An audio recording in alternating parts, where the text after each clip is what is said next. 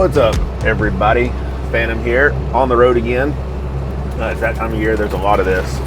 Right now, I am headed to Galot Motorsports Park. Going to meet Sean over there. He is already on the East Coast. He is headed down to a wedding. His cousin Billy, which is one of our crew guys, his son is getting married. And he's going to go there, and then we are all going to meet up at Galot Motorsports Park to do some testing. As you know, race 1 at Bakersfield did not go how we wanted. You know that before the race, we tested a couple times, didn't have any luck whatsoever. So we swapped the car back to exactly the way it was last year when we won the championship. And we got there, unloaded the car, and it was fast, but it wasn't fast enough. So we brought it home from Bakersfield, put the 36 back on it, and now we're headed over to test. Brandon's going to be there with us. We're going to be there for 3 days. We have the track for 3 days. Hopefully we don't need all 3 days, but if we do, that's what we got. So Virginia is next weekend. We're going to test the 3 days beforehand, and we're going to get this thing right because really no one that's part of this team is cool with losing. So got about, it's an 18-hour drive for me. I'm going to drive about 12 today, stop, get some sleep, finish up the trip tomorrow. I don't know. That's about it. Told you guys, try to keep my channel going. So I'm just going to show y'all, I don't know, what I got going on, what it takes to do what I do to help Sean, and whatever else I got going on. So here we are. I appreciate everyone watching that first video. I'll be honest with you guys. When I made that video, I told myself I'd be cool if it got 5,000 views. And man, I think we're closing in on 30, and that's pretty cool. And I greatly appreciate it, guys. So if you would, share the channel some more, drop a comment down below, and stick around. I'll show you how this trip goes and what happens when we get there. All right, guys, made it here to Knoxville last night. About a 12-hour trip. Pretty uneventful. We ran into some rain. I don't know, Arkansas maybe. Pretty heavy downpour for a while. Other than that, pretty uneventful, which is appreciated. So about a 12-hour trip. Got about 6 hours to go. Sean is leaving. He was parked at Fuel Tech, so he's leaving right about now also. So we're going to be there about the same time, and get there, get set up, and get ready to try to figure this Nova out and see if we can get everything back on track. So I'll start this thing back up whenever something else happens. Made it here to Benson, North Carolina. Man, this Airbnb is sweet. I hardly ever am able to get an Airbnb that's close to the track, and it's like 5 minutes. It's amazing. However, it's raining already, so don't know what that's going to do for our testing, because it looks like it's going to rain all day tomorrow too. So Sean's still about an hour and a half or so out. So I have a little bit of work to do to little Pete here. My lights kept going off. They were like shorting out, tripping the circuit breaker. And I believe I found the issue. Chevy truck, the brown wire is the marker light. So I'm guessing that it's the same here, and that was grounding out somewhere. So I'll give me some electrical tape or something. Maybe even splice that back together. I'm not sure, but at least I did find the issue. But that's where we are. Unfortunately, I don't know. I don't know if we're going to get what we need out of testing. So we will find out soon enough. As soon as Sean gets here, we're going to get all set up, and then we're going to be trying to make passes by 9 a.m. tomorrow. So hopefully we can get a few in before the rain sets in, and I don't know. Cross your fingers for us. All right, so it's finally time to test. It is wet outside though, so hopefully by the time we're ready, things will dry up here. So what I do before we even get started is I come in here and make a new note sheet.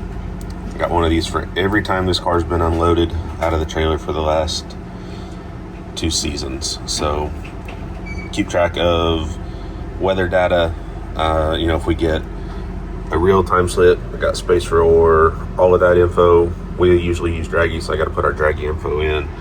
You can see what all I got there. Track temp, track grip, which if you guys see me out on the track and I got the stupid black torque wrench looking thing that I put on the track and twist, track grip. I don't know, not super fond of it, but it is a number that I can relay to Brandon to let him know what the track surface is like whenever he's not here. So that's that. You can see all that, like the main ones we look at, obviously, I mean, not really, sometimes water grain, a little bit of water grains, not necessarily the density altitude, but this right here, the horsepower correction factor. So that's what this car's tuned off of. I don't know that everyone does it that way. I know that that's how Brandon does it, that's how Steve does it. So that's the info that we keep track of here. Plus, I can go back through if we get somewhere else and kind of compare data and see how similar it is. So it's pretty helpful. I go down here, got a spot for notes.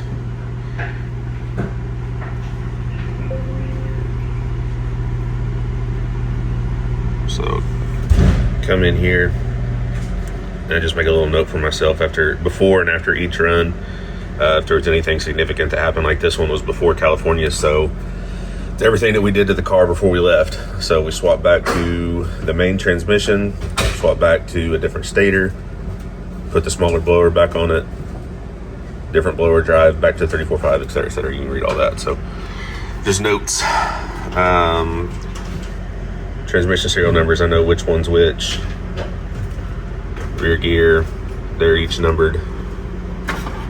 Converter, all this other data is normally filled in too, but can't let y'all in on all the secrets. Tire size, tire compound, rollout, runs, air pressure, all that stuff. I didn't come up with this on my own. This came from Chris Bell, Kinetic Engineering. Ben's just an awesome dude. Has helped us out for almost 10 years now in various aspects of racing and life, for that matter. I went and hung out with him for a day or two last year just to try and better myself and help better our program. And man, this thing right here, being able to write everything down and go back and look and compare and get a game plan together for wherever we are it's a game changer. So lots of cool stuff in there. Once you start collecting notes, I mean, you can see here, this is just for this car. So I've got one of these for the OG, I've got one of these for Blue, and just super helpful. All right, so now we'll go out here, we'll go over the valve train, give it a quick once over. Run the valves real quick. And we're gonna fire this rig up as soon as I can find my tools. There's one, and then here's the other. So set these things at 5,000th cold.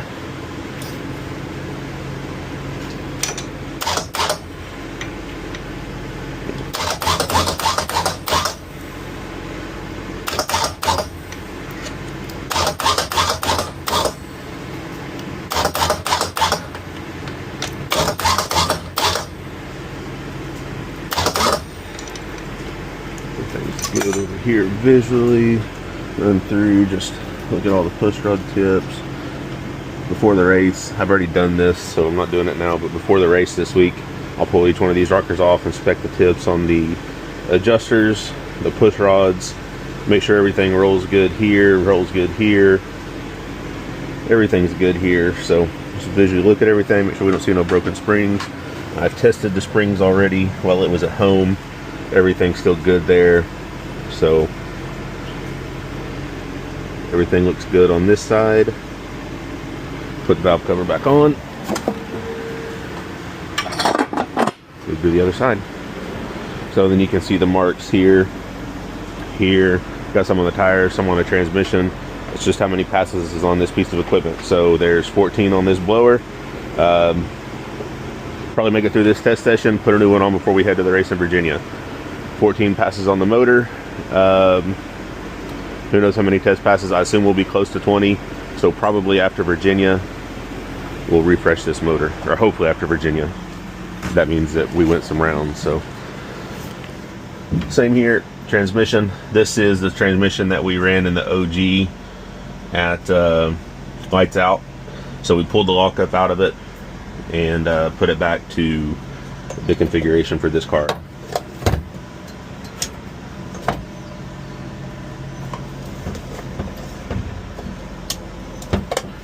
Always make sure the battery charger's on. Valve cover off.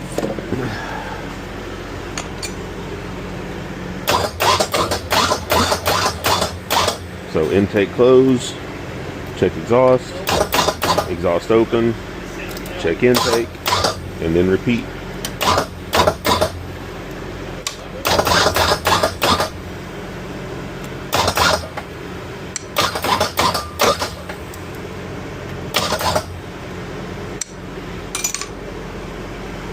Give it another visual. Springs look good.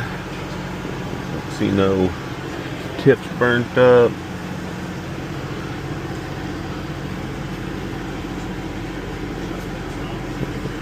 That one's a little suspect. I'm gonna pull this one off and just look at it. So what I do is I'll get the intake all the way up, and then both of these are gonna be loose. So go get me an impact.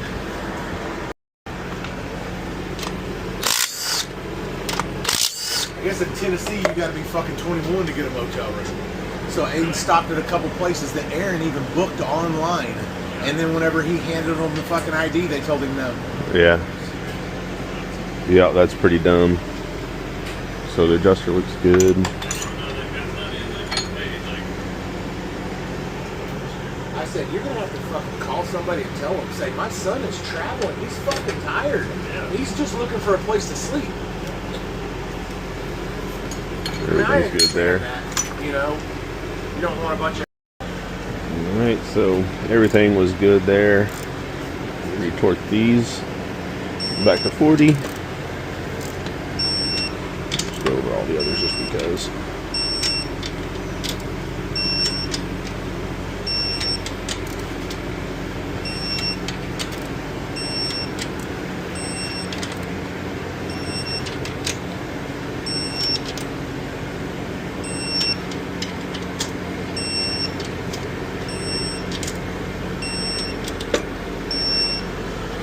Alright, everything's good there. Put the valve cover back on.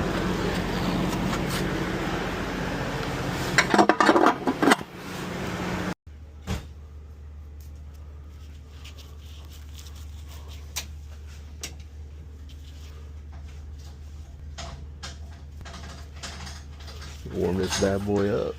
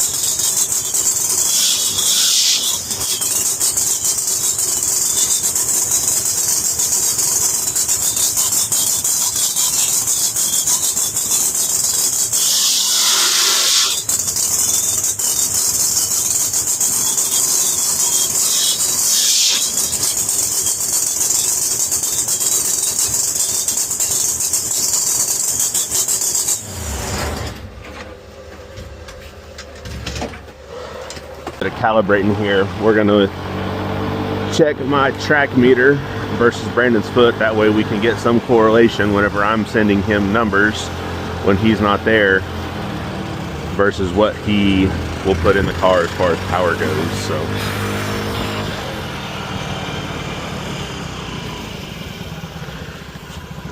my handy dandy little track meter here.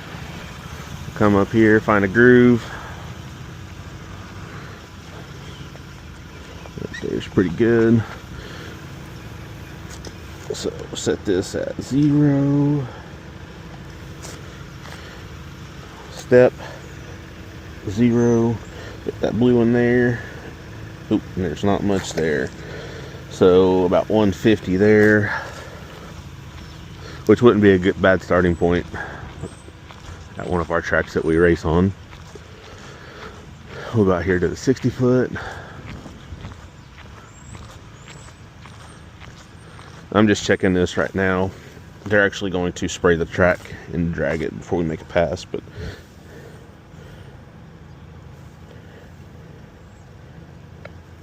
that's pretty good out here. We'll call it 280.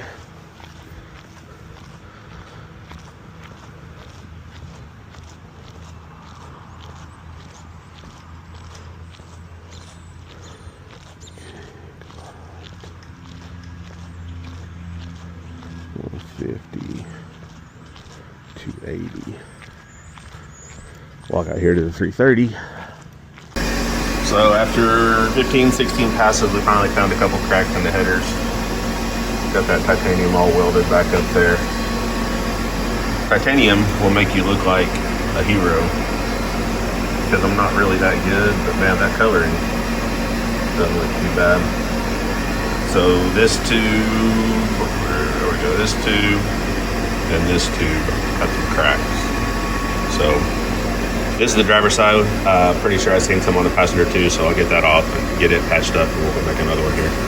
So we're putting new tires on. Got the new tire on, aired up so we could roll it out, and it was just pouring air out of it. So we pulled the tire off. I don't know if you can really see it here on the video, but oh yeah, there you go. The weld has split. There's a lot of passes on these wheels, a lot of hard passes with a lot of weight. So I don't, we'll chalk this one up to stuff happens. I'm not trying to bash anyone or anything. It just happened. So we got home from California and the tire was actually flat on the car. We thought that was weird. So we're guessing now that this had started to split. And once we put this new tire on and torqued everything down, it finished it off. So right now, McFad Beadlocks is about an hour away from where we're at. So we're gonna throw this in a truck, head over there, let them guys fix it up.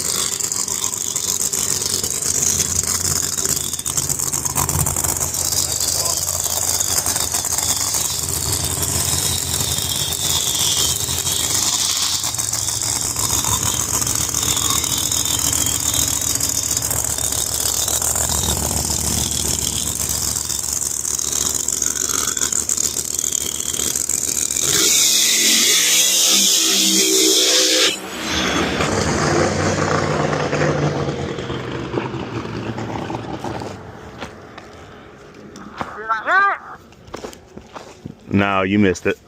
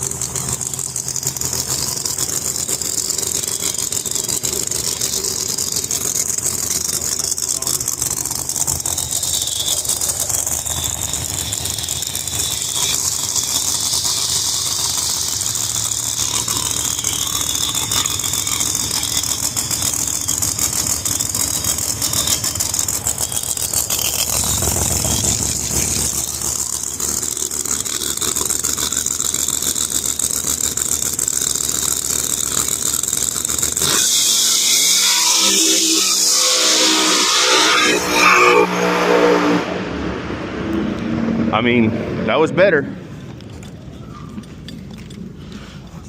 Yeah, needs a little bit more though.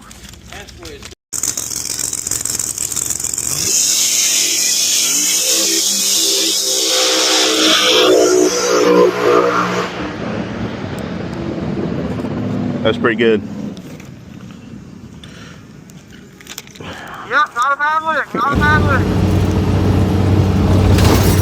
Okay, testing is over, and I'm on my way back to the track in Virginia right now after my 4th trip. Oh my God, it's rough in here. 4th trip over to MacFab Beadlocks. You seen we had to take one wheel over there because the bead was starting to rip off of the wheel. They got that fixed up for us in like 30, 45 minutes, went back, finished out testing.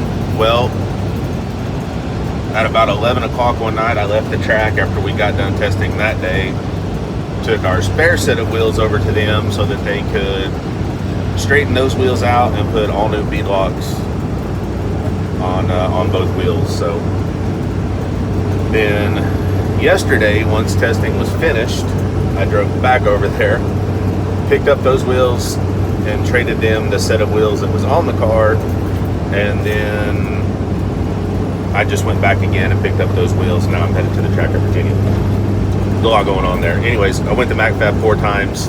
I couldn't be more appreciative of what they did for us. They definitely didn't do it for free, but they did get to it right then, and that's worth a lot because we're trying to race. So thank you very much there. Testing kicked our butt. We had the track for 3 days. It took us 4 days because of rain, but then, man, it just things didn't go our way, as you've probably seen on the 187 video by now. We struggled, but I feel like we've got a handle on it now, and I think we're in a good spot headed to Virginia. So kind of seen a little bit of what I do to kind of get the car ready, or my part of it anyways. There's a lot that goes into it. There's a lot that Billy and Ben do while I'm doing other stuff. So seen me kind of go over the valve train in the morning, seen me check a push rod that I thought looked a little suspect. It ended up being good. I ended up having to weld up 6 header tubes. That's kind of par for the course. I mean, it is what it is. It's worth, I had to weld up the stainless ones all the time too, so it's worth losing the 30 pounds that the stainless, or the titanium is lighter than stainless, and still have to weld them. So I'm cool with it. It's just part of what we do now. So, but I don't think we showed you our fuel cell cracked before one of our runs. So I think we just, as a matter of fact, I don't think, we just taped it up so we could go make that pass, and then after that pass, we pulled the fuel cell off, welded up the aluminum fuel cell. It held. Thankfully, it's not leaking yet. I could have to fix it again at some other point, but for now it's good. So then one of the clamps that holds the stabilizer bars for the Zoomies to the chassis, it broke. It's stainless, so I got to weld it, and then I had to fix a huge crack in one of the Zoomies. Like the tube almost fell off. It was cracked 7/8 of the way around. So sorry, I'm looking at my mirrors here so I don't let anyone run over me or I run over anyone. Anyways, everything's good to go with the car now. We'll get all set up in Virginia. Got some stuff to go over. I'll show you some more stuff that happens to the car before we hit an actual race weekend. But thankfully now, I feel like we're in a good spot. We found our 60 foot. It's been missing. It's back, so that's good. We've picked up some mile an hour with the nitrous. I think we're in a good spot coming in here to Virginia. You know, as you guys know, Virginia is the first place that we won an actual invitational. So it's always been one of our favorite tracks, but you know, it holds a special place now. We're hoping that we can get a little repeat of last year. That'd be pretty cool. But it's going to be tough. It's not going to be easy. It never is. But anyways, I think that will do it here. Still kind of figuring out what I'm going to show on these things, because there's a lot that goes on in a weekend, and I don't want to necessarily show you guys repeats of everything that you see on the 187 Customs channel. But you know, there's also some stuff that you don't necessarily see that I've got going on or the guys got going on or whatever, and I'm going to try to show it to you here and figure out whatever else I think you guys might think is cool that you don't know about, and let you see it here on my channel. So as I said, guys, I appreciate you watching. You guys seem to be interested in what I got going on here. My second video that I released there of my trip to LS Fest exceeded my expectations as well. I appreciate that. Thank you guys very much. As always, share the channel, like it if you haven't already, subscribe, like the video, drop a comment, all that good stuff. So that's going to do it for this one. I will see you on my next video, guys. See y'all.